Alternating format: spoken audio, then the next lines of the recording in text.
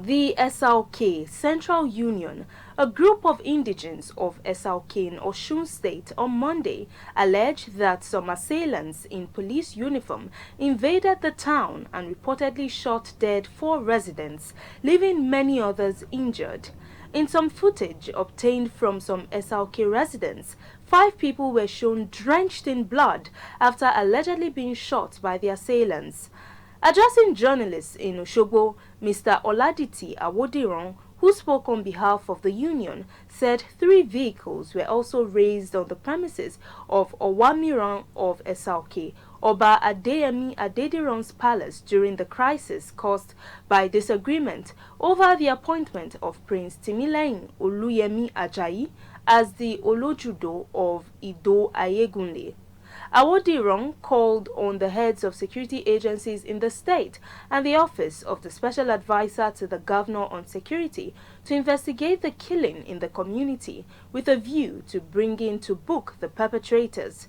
Meanwhile, Osun Command's Police Public Relations Officer Okpalola, during a chat with journalists, said the operatives were on their way to SLK in response to a distress call when they were attacked by some assailants. Meanwhile, the Minister of State for Defense, Bello Matawalle, says the Defense Industries Corporation of Nigeria, DICON, is on track to meet the demands of the military and other security agencies in the country. Speaking during the DICON's end-of-year celebration and Director General's Productivity Award ceremony in Kaduna at the weekend, the minister disclosed that the organization is working towards producing 300 million rounds of ammunition annually to meet the Nigerian Armed Forces' need in addressing the lingering security challenges bedeviling the country. The report. Nigeria has continued to battle a myriad of security challenges across the 6 geopolitical zones of the country, which have not only threatened its territorial integrity, but also led to the loss of lives and properties of innocent citizens. In the face of these numerous challenges, the Nigerian military and other security agencies have intensified their efforts on kinetic and non-kinetic operations targeted at restoring peace and normalcy to the country. In 2024, the Defense Industries Corporation of Nigeria, DICON, commenced full-scale production, supplying ammunition across various theaters of operation to help meet up with the demands of the ever-evolving security challenges.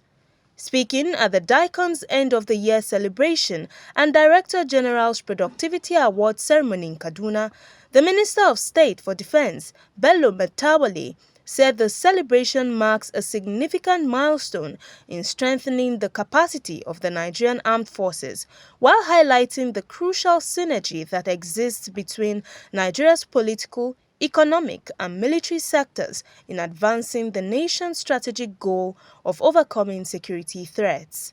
Initially, we were focused on small arms and ammunition production, but we have adapted to address the increasing complexity of the security threats facing our nation. As defense technology has advanced, so too has DICON moved to diversify into civilian applications, leveraging on technological expertise. The minister also noted that the recently enacted 2023 DICON Act, signed into law by President Bola Tinubu, has positioned DICON to enhance Nigeria's defense capabilities and self-sufficiency in arms production. Our target is to produce 300 million rounds of ammunition.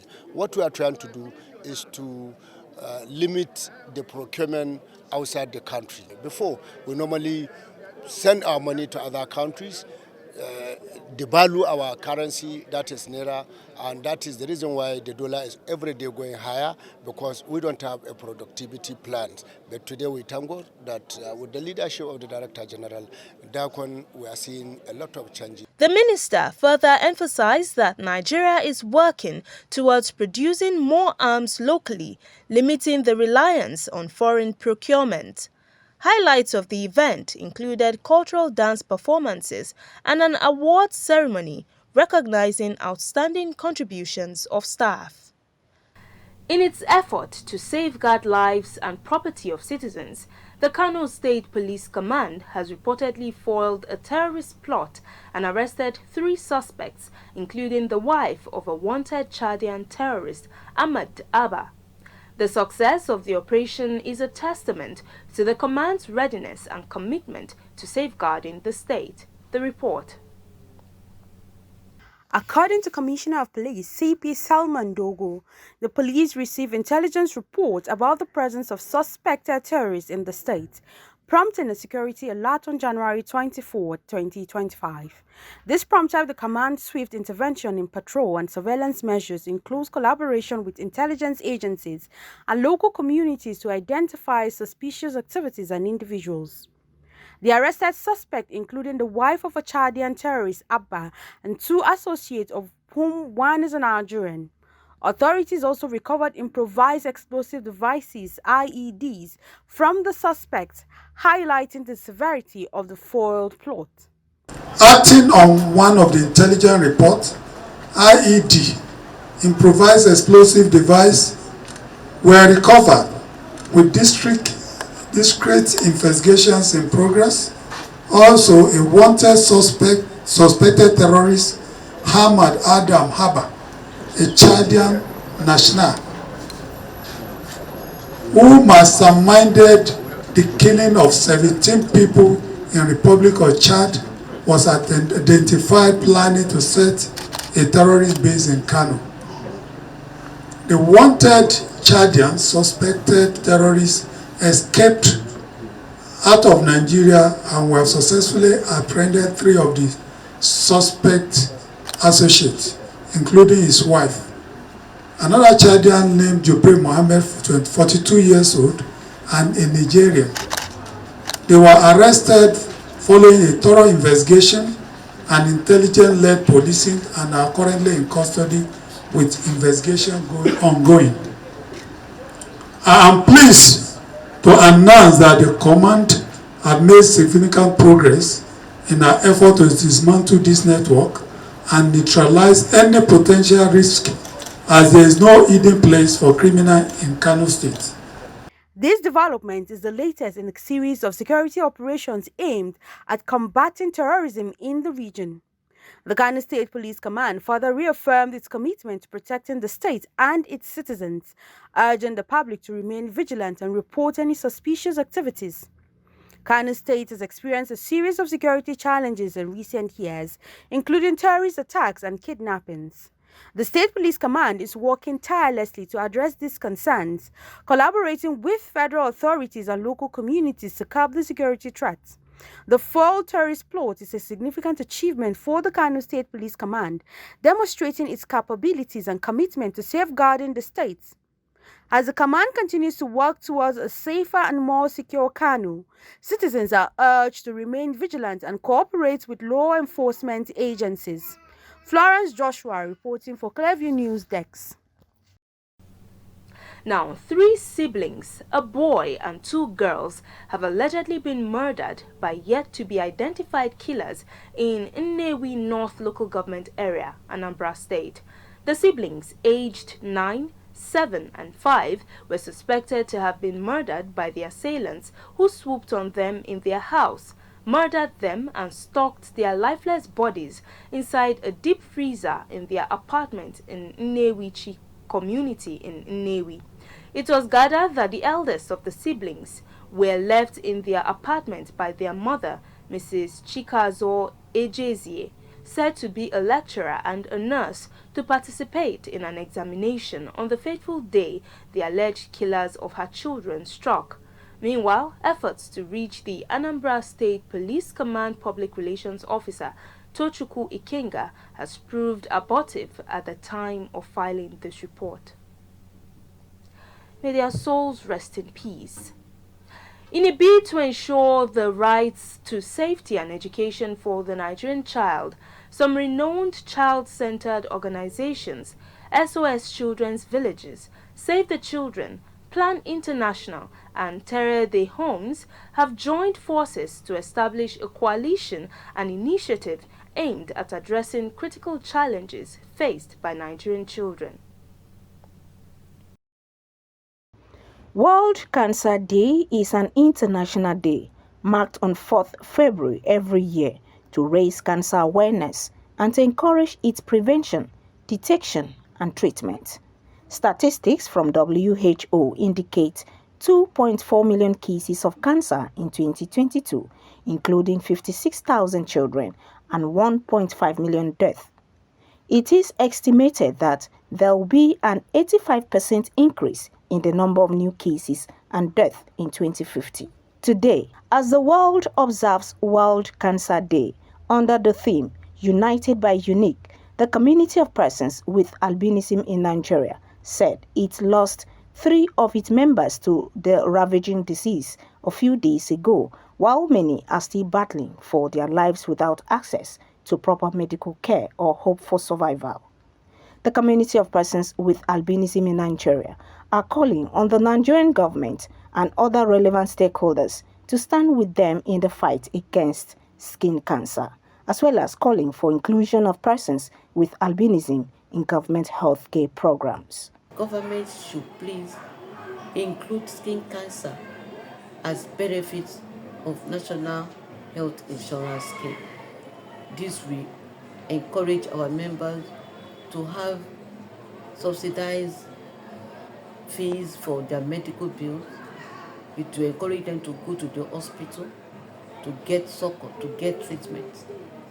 Aside that, we are also looking on to government to make available preventive measures such as provision of big hats, provision of sunscreen, lotion, and umbrellas, UV umbrellas. These 3, once we are equipped with them, we will be well protected from the sun. The national president of the Albinism Association of Nigeria, BC Bamishe, decried the challenges faced by its members and further called for immediate action to discourage death of its members. The uppermost is our problem with the sun. The ultraviolet rays of the sun damages our skin to the extent that if no cream is used, sunblock is used, it will damage the skin. If this is not taken care of immediately, it always results to skin cancer, which is really killing our members. As we celebrate the Cancer Day, we want to emphasize that if proper care is not taken of person with albinism, the damage of the sun will be enormous on us.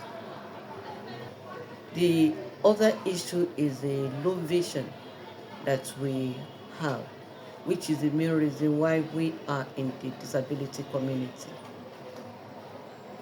Most of our members, though they have various types of low vision, but majority find it difficult to see, to read, to walk properly.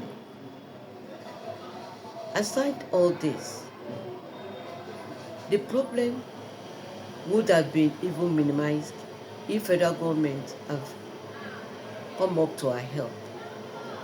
Because we notice that in most hospitals, there are not enough qualified personnel to take care of us.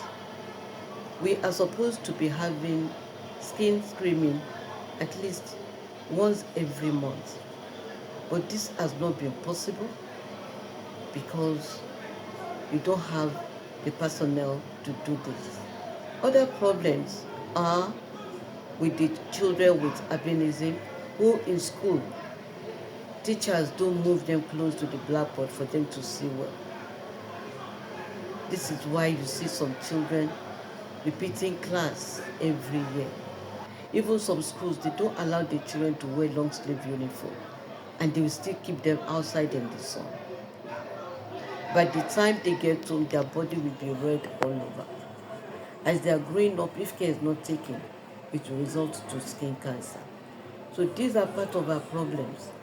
And as we celebrate the Cancer Day, it brings to our memory our colleagues that are dead those people that bow to the call of skin cancer. At least every month we lose 2 of our members to skin cancer. As the world commemorates the World Cancer Day 2025, let us work together to reduce and ultimately eliminate the burden of skin cancer among persons with albinism. The time to act is now. Imefon Okon, reporting for Clever News.